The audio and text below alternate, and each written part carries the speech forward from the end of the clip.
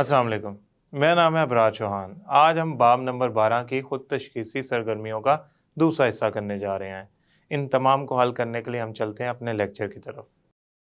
आज हम खुद तशख़ीसी सरगर्मी वाला दूसरा लेक्चर शुरू करने जा रहे हैं।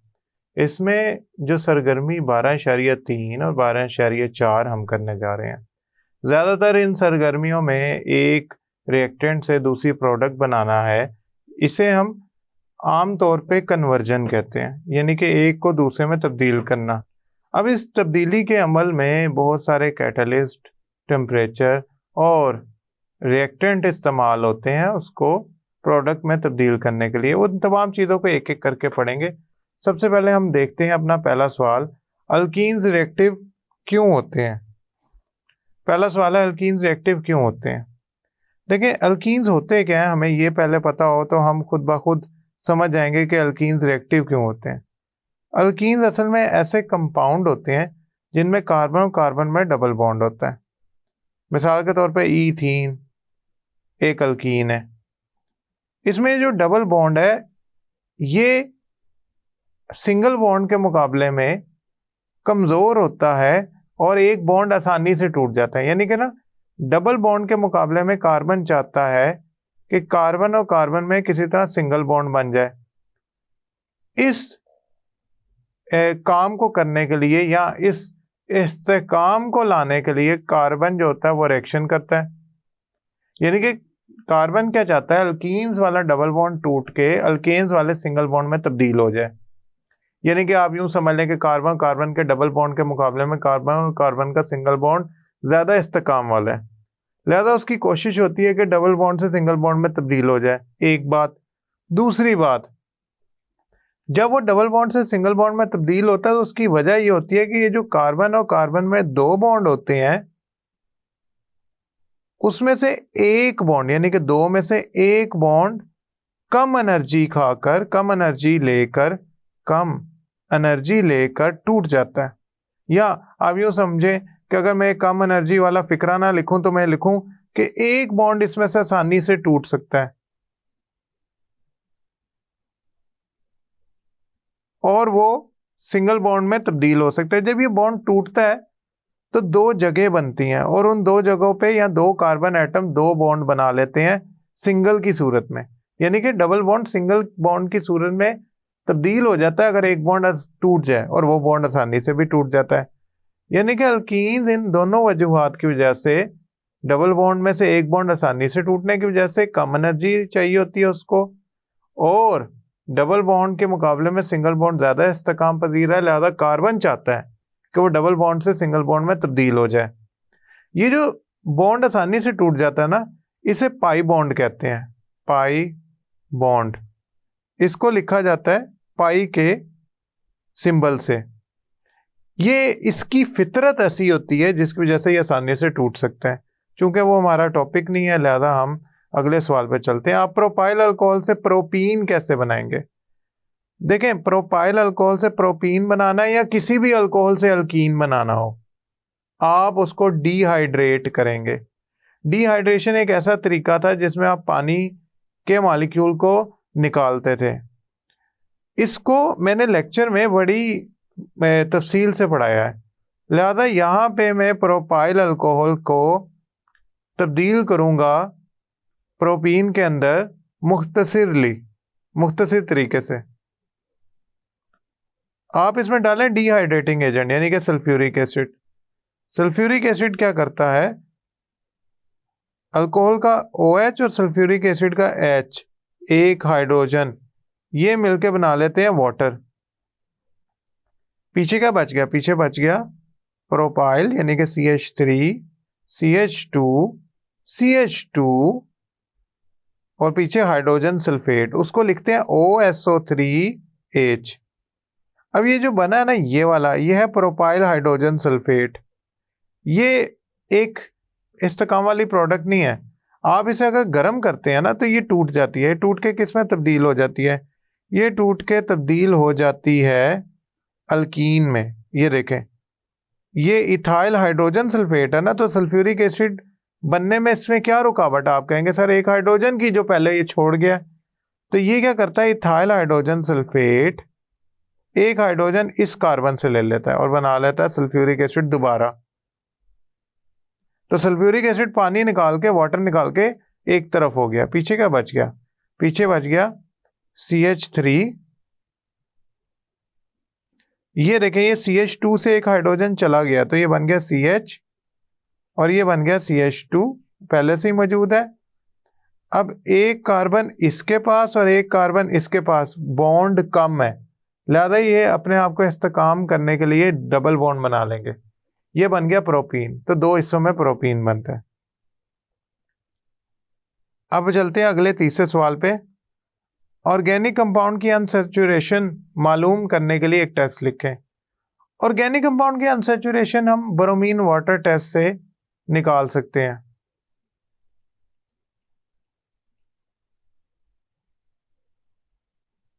तरीका क्या है, आप ऑर्गेनिक कंपाउंड लें, कोई भी ऑर्गेनिक कंपाउंड लें। मिसाल के तौर पे आपने एक अनसैचुरेटेड ऑर्गेनिक कंपाउंड लिया, उसे कार्बन टेट्रा क्लोराइड में हल कर लिया, को सॉल्वेंट में हल कर लें। वो सॉल्वेंट जो है वो आपका कार्बन टेट्रा क्लोराइड है मिसाल के तौर पे। ये ऑर्गेनिक कंपाउंड इंतहाई थोड़ा लेना है, मिसाल के तौर पे आप इसे एक पिंच ले लें, आप इसे 0.2 ग्राम के करीब ले लें। और अगर आप सॉल्वेंट, अगर आप इतनी मिकदार ले रहे हैं तो 5 cm³ तक सॉल्वेंट ले लें, इन दोनों को हल कर लें और इसमें ब्रोमीन वाटर के कुछ कतरे डालें, इसके अंदर ब्रोमीन वाटर के कुछ कतरे डालें इस सॉल्यूशन के अंदर, इन दोनों के, तो उसका रंग खत्म हो जाएगा। ब्रोमीन वाटर का जो रंग है ना, वो खत्म हो जाना, रंग खत्म हो जाना साबित करता है कि आपका जो कंपाउंड था, ऑर्गेनिक कंपाउंड, वो अनसैचुरेटेड था। और अगर रंग खत्म नहीं होता तो इसका मतलब ये है कि आपका कंपाउंड सैचुरेटेड है। ये बाब नंबर 11 या तीसरा जो बाब है 10वीं क्लास का, उसके अंदर बड़ी वजाहत से बयान किया गया। और मेरे लेक्चर में ब्रोमीन वाटर टेस्ट की सूरत तो नहीं है, लेकिन हैलोजिनेशन की सूरत में ब्रोमीन वाटर टेस्ट वजाहत से बयान किया गया है अल्कीन्स के रिएक्शन के अंदर, आप वहां से इसको पढ़ सकते हैं।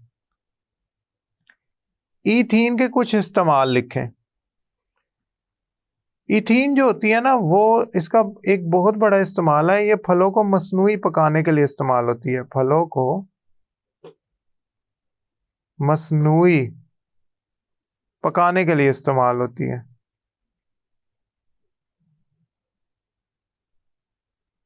दूसरा, ये पॉलीथीन बैग बनाने के लिए इस्तेमाल होती है।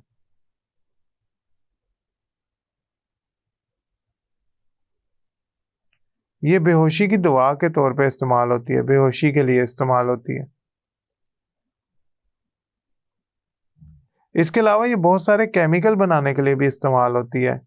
मिसाल के तौर पे आप इससे इथाइलीन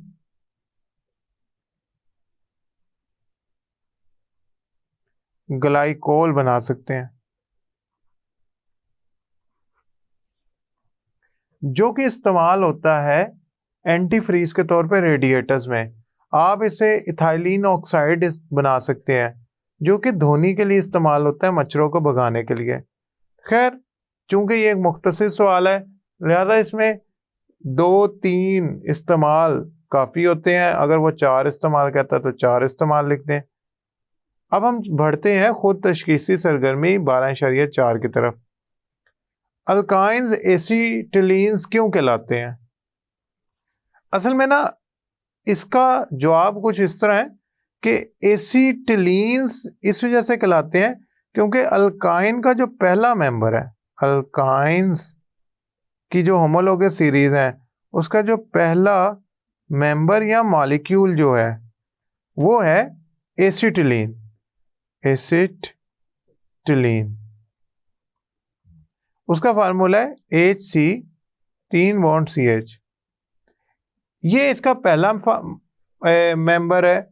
इसकी वजह से हम बाकी अल्काइंस को एसिटिलीन्स कहते हैं, इसके पहला मेंबर एसिटिलीन होने की वजह से। अब हम चलते हैं एसिटिलीन से टेट्रा ब्रोमो इथेन कैसे बनाया जा सकता है। देखें, इसको ना मैं लिखने की कोशिश करता हूँ एक एक करके। एसिटिलीन जो है ना वो होता है HC, 1 2 3 बॉन्ड CH। इसमें जब आप ब्रोमीन का मॉलिक्यूल या ब्रोमीन वाटर डालते हैं तो आप देखते हैं कि ये जो एसिटिलीन है ना, इसका एक अगर बॉन्ड तोड़ा जाए, मिसाल के तौर पर ये बॉन्ड मैं मिटा देता हूँ, तो इधर इस कार्बन पे और इस कार्बन पे एक एक जगह पैदा हो जाएगी। तो मैं ऐसा करता हूँ, मैं इसको दोबारा लिखता हूँ एसिटिलीन को, और इसके 3 बॉन्ड भी लिखता हूँ। अब होता यूं है कि जब एक बॉन्ड टूटता है, एक बॉन्ड, तो इधर 2 ब्रोमीन के एटम आके जुड़ जाते हैं। आप कहेंगे सर इसमें तो 2 बॉन्ड टूटते हैं, यानी कि इसने आखिरकार तो सिंगल बॉन्ड कार्बन और कार्बन के दरमियान बनाना है ना, क्योंकि चाहे डबल बॉन्ड हो चाहे ट्रिपल बॉन्ड हो, उनका मकसद तो यही है ना, इस्तेकाम में आना। और इस्तेकाम में तो इसी तरीके से आ सकते हैं ना, अगर वो सिंगल बॉन्ड बना ले। तो जो ट्रिपल बॉन्ड है वो सिंगल बॉन्ड में तब्दील होगा तो 2 जगह नहीं बनेंगी, 4 जगह बनेगी। एक आपकी जगह जो है, जो पहले वाला कार्बन है उस पे और दूसरे वाले कार्बन पे भी दोबारा बनेगी। ऐसी सूरत में हाइड्रोजन पूरे लगा लेते हैं दोनों। ऐसी सूरत में ब्रोमीन का एक और मॉलिक्यूल इसमें जमा हो जाएगा, 1 2 3 4। तो 2 ब्रोमीन के मॉलिक्यूल एक एसिटिलीन के मॉलिक्यूल के अंदर जमा हो जाते हैं, उनकी एडिशन हो जाती है। ये कितने ब्रोमीन के एटम जुड़े हैं? आप कहेंगे सर 1 2 3 4।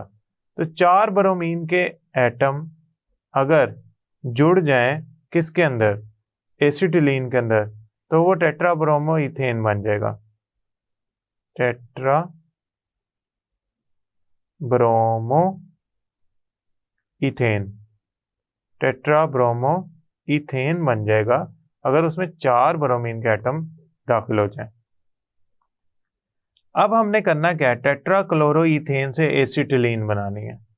टेट्रा क्लोरो इथेन से अब हमने उल्टा चलना है। पहले हमने टेट्रा ब्रोमो इथेन बनाया, अब टेट्रा क्लोरो इथेन से वापस एसिटिलीन बनानी है।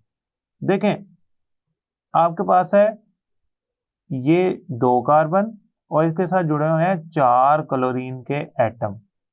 ये जो 4 क्लोरीन के एटम जुड़े हुए हैं ना, ये असल में टेट्रा क्लोरो इथेन का हिस्सा है। आप चाहते हैं ये जो 4 एटम है ना, ये किसी तरह उतर जाएं, तो आप इसमें जिंक डस्ट डाल दें। यानी कि जिंक जो है ना वो पाउडर की फॉर्म में, जर्रों की फॉर्म में छोटे छोटे आप इसमें दाखिल कर दें। जिंक करता क्या है? एक जिंक 2 हैलोजन अपने साथ जोड़ता है। तो एक जिंक क्या करेगा? ये वाले 2 हैलोजन अपने साथ जोड़ लेगा। क्या बन गया? यहाँ बन गया जिंक क्लोराइड। अब बात यूं है कि इधर तो 4 हैलोजन है, तो आप कहेंगे सर इधर 2 जिंक के मॉलिक्यूल इस्तेमाल होंगे और 4 के 4 हैलोजन वो अपने साथ जोड़ के बनाएगा 2 जिंक क्लोराइड। यानी कि एक जिंक क्लोराइड ऊपरला दोनों, एक जिंक क्लोराइड निचले दोनों, टोटल जिंक क्लोराइड के 2 मॉलिक्यूल बन गए। पीछे क्या बच गया? पीछे बच गया HCCH, और यहाँ पे ट्रिपल बॉन्ड बन गया। ये ट्रिपल बॉन्ड क्यों बना है? क्योंकि हमने उससे एटम छीन लिया, एटम की कमी हो गई है। तो अब कार्बन क्या करेगा? आपस में बॉन्ड बनाएगा ताकि वो 3 बॉन्ड की जरिए खुद को इस्तेकाम बख्श सके। हाँ, सिंगल बॉन्ड के मुकाबले में ये रिएक्टिव है, सिंगल बॉन्ड के मुकाबले में ये कम इस्तेकाम पजीर है, लिहाजा इसकी कोशिश होगी कि किसी तरह ये दोबारा सिंगल बॉन्ड में तब्दील हो जाए। उसके लिए ये रिएक्शन करेगा। आज़ाद हालत में तकरीबन इसके लिए मुश्किल है पाया जाना, लिहाजा ये इससे आगे रिएक्शन करके प्रोडक्ट बनाने की कोशिश करेगा एसिटिलीन। लेकिन अभी ये बन गया है कैसे? जिंक डस्ट डाली है मैंने टेट्रा क्लोरोइथेन के अंदर, तो उसने रिएक्शन करके एसिटिलीन बना दिया। अब ग्लाइकोल और ग्लाइऑक्सिल में क्या फर्क है? असल में ये 2 डिफरेंट और कंपाउंड है ऑर्गेनिक। जो ग्लाइकोल है वो ईथीन से बनता है, ईथीन की ऑक्सीडेशन से ग्लाइकोल बनता है। दोबारा सुन लें, ग्लाइकोल जो है वो ईथीन की ऑक्सीडेशन से बनता है। और उसका फार्मूला ही है। अब आप यहां लिखेंगे बकायदा कि ईथीन की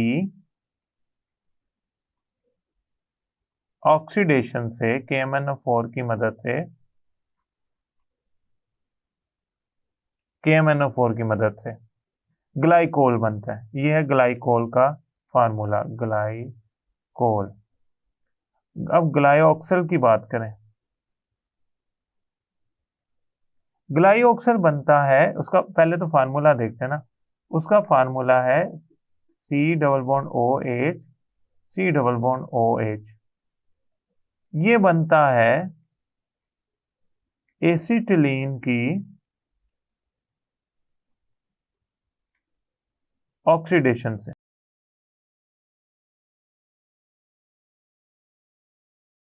इसका मतलब है अगर KMnO4 का एसिटिलीन से रिएक्शन करवाया जाए तो ग्लाइऑक्सल बनेगा, अगर KMnO4 का इथीन से रिएक्शन कराया जाए तो ग्लाइकोल बनेगा। तो ये दो मुख्तलिफ ऑर्गेनिक कंपाउंड है जो कि दो मुख्तलिफ हाइड्रोकार्बन के रिएक्शन से बने हैं।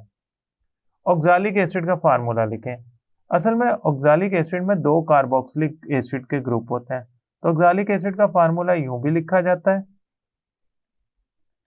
और ऑक्सालिक एसिड का फार्मूला यूं भी लिखा जा सकता है। बस आपने याद रखना है कि ये जो ऑक्सालिक एसिड है ये बनता है ग्लाइऑक्सल की ऑक्सीडेशन से, ग्लाइऑक्सल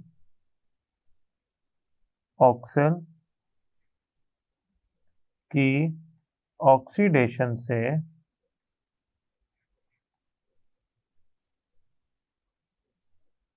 ऑक्सालिक एसिड बनता है।